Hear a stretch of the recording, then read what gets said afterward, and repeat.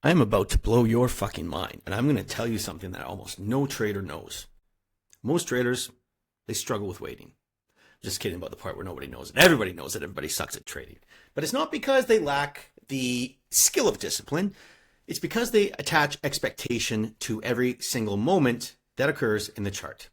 For example, you place a trade, and within seconds, you want it to move into profit. You expect it to move. You expect confirmation that that was the right idea, that that was the right trade to take. And if nothing happens right away within your timeline, you start to question if you should have taken that trade at all. So you look for signs. You check other charts. You think about adjusting your stop or just closing the trade altogether. And all this so that you can maintain an element of control. But what you're doing is you're interfering with the process that you set out to master in the first place. And you need to know that the market does not move on your timeline. And when you place a trade, your job is not to actually manage your emotion. That part's done. It's to manage the space that you give the market to breathe.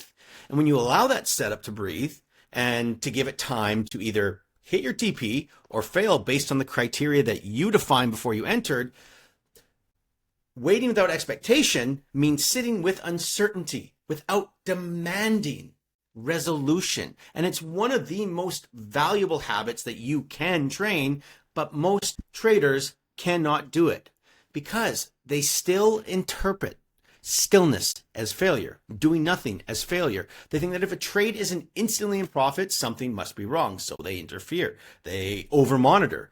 They react to every small fluctuation like a clingy X. And by doing that, they destroy perfectly valid trades with unnecessary interference.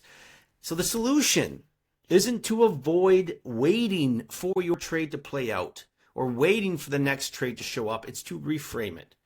A well-planned trade doesn't need supervision. It just needs space. You already did the thinking. You already defined your risk, and your job is to step back and just let the fucking system play out. If the trade is valid, it doesn't need your attention to work. If it's not valid, you'll be stopped out, and that's part of the plan too.